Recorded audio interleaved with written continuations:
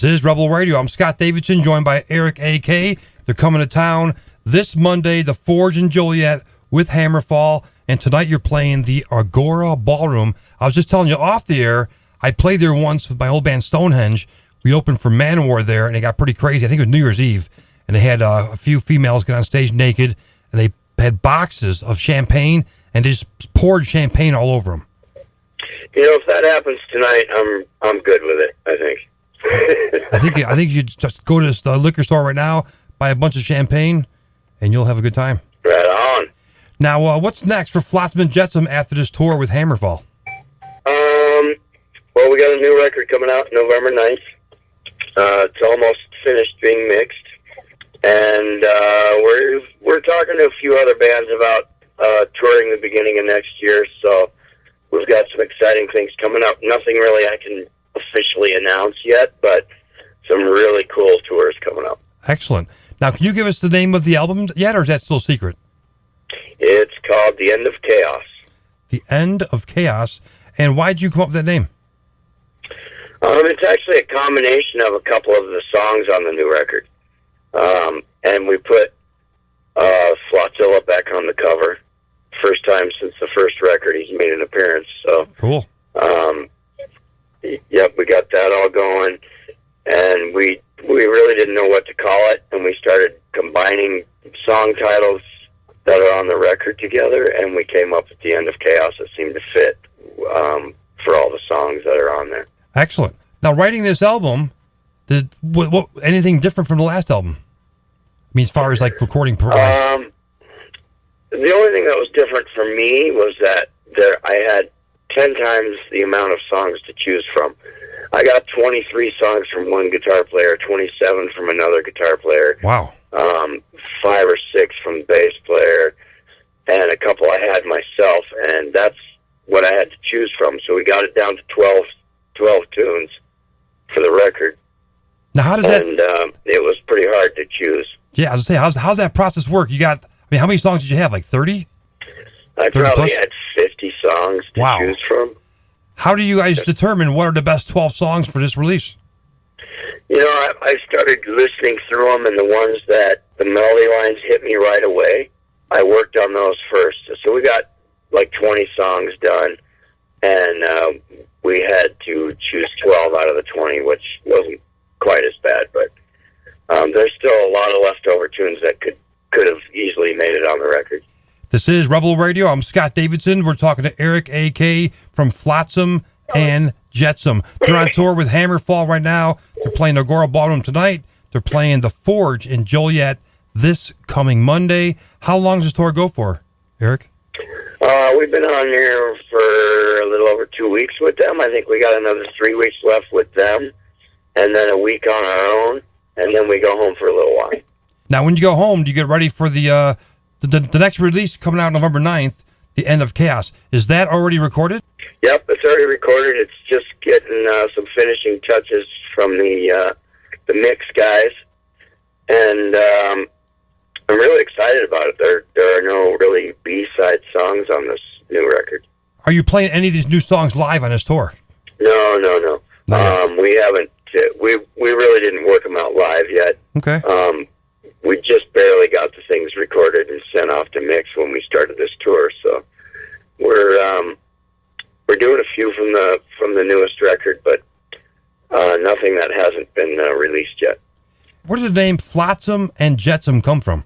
Who thought of it? It originally came from Newstead was reading some of the J.R. Tolkien Hobbit books, and there was a pair of explorers that got lost named Flotsam and Jetsam, and that's where he got the name from.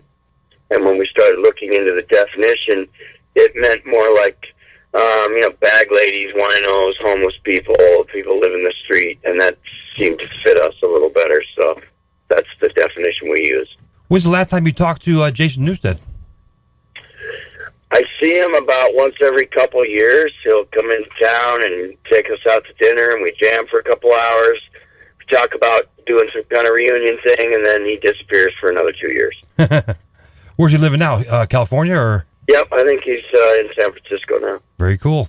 It's Rebel Radio. We're talking to Eric A.K., lead vocalist from Flotsam and Jetsam. Eric, when you first started singing, did you take lessons, or are you self-taught? Kind of self-taught. I did a lot of years of theater, stuff like that, which taught me a lot on how to use my voice. So, but other than that, I've been kind of teaching myself as I go along. You guys seem as busy as you've ever been. You got a new album coming out November 9th. What's the secret to keeping Flotsam and Jetsam together all these years? That's a good question. The only person that's been in the band for the entire time has been me. So I think I'm the only one that's dumb enough to keep going. I don't know. But, every time I get a new lineup of band members, it's amazing players that I really enjoy playing with. And that keeps me going. Now, we got some new listeners, might not have heard of your songs before. Why don't you explain to them who you got in the band right now and what do they play? Of course, you're on vocals. I'm on vocals.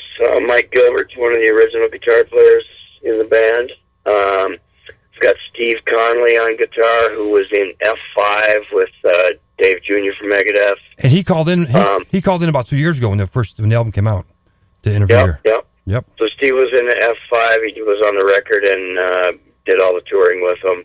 He's also written for a bunch of people. He's written for Jeff Tate. He's written a couple songs for Megadeth. He's writes for a bunch of people.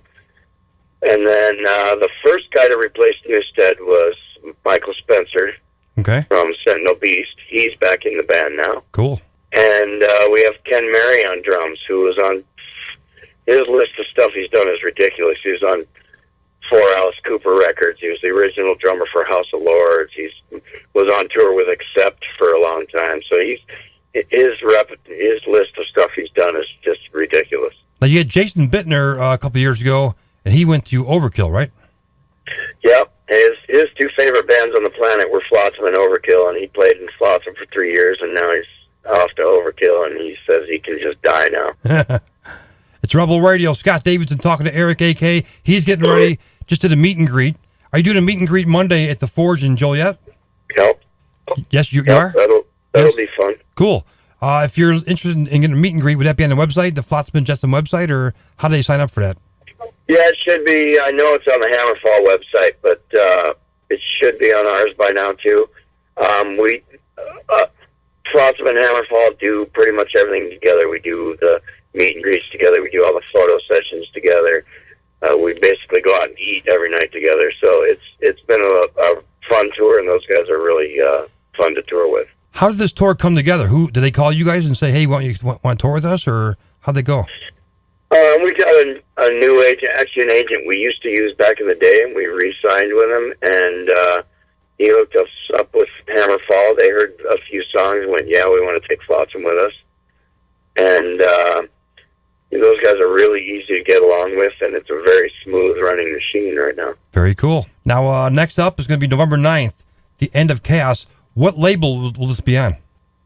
It's going to be on AFM Records, the same one the last record. Same as the last record. Cool. They're a hard-working, small label out of Germany, and they really love us, and they'll do anything they can to get us where we need to be. I remember Flotsam and Jetsam being on Metal Blade Records, and then you made a big jump to MCA Records. How was that? Was that cool, or was that crazy, or? Oh yeah, we thought we were big rock stars when we were on MCA. MCA was a major label, right? So much money at us, it was unbelievable. $250,000 on a video and $1 million on a record, and we were going everywhere in limos and expensive hotels all over the place, but it was all just MCA money, so it really wasn't because we were doing well. But that was a fun time in our career. Once we left MCA, it was you get a dose of reality from some of the smaller labels, and I think we're pretty much back down to earth now. What's your advice for a band just starting out right now? Oh, that's a hard one because the industry has changed so big much. time. Yeah. If you don't have your finger on the pulse of multimedia and Facebook and Twitter and all that crap, that if you don't have your finger on that, you're not going to get very far. Yeah. You really got to know what you're doing, and you really got to pound it hard and let people know where you are and what you're doing. For those listeners out there who want to find you guys, what's the website for Flotsam and Jetsam? It's flotsam-and-jetsam.com. And how about the Facebook page? I think it's just Flotsam and Jetsam on Facebook. You got a YouTube channel, you got Twitter, all that good stuff?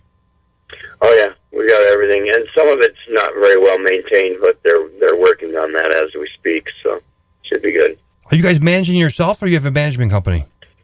We have a couple management companies that just do piecework for us when we need them for festivals or whatever. You need a manager for stuff like festivals that won't talk to the band, they'll only talk to management. And some radio is the same way. In some places, they'll only talk to management or labels. They won't actually talk to the band. For that stuff, you need somebody who's in a management position to deal with the business end for you. Yeah. But as far as, tour budgets and shirts and the logistics of everything, we do all that stuff all by ourselves. If someone wants to buy your last studio CD, how can they do that? Go to a website and just buy it off there? Yep, you can do it off the website, you can do it off of Amazon, you can go to AFM and buy it straight from them. What few record stores are still left, I've seen it in most of them, so so that's a good thing. One thing I stress to our listeners here at Rebel Radio, we've been on for 24 years almost, 23 years and 10 months. But anyways, I tell them, if they want to support the band, your favorite bands, go buy their CD instead of stealing it off the internet, because that's going to make them keep putting out albums. Whereas if people just keep stealing it and they're not seeing record sales, it's going to be less chance of them touring, less chance of them putting out more albums, right? Yeah, and it's kind of unfair for the people who are doing it right and buying the record, because there's so many people out there stealing the thing. Majority, right? So it's hard for me to tell people, go buy the record when there's 10 other people in the same minute that are just stealing it. Yep.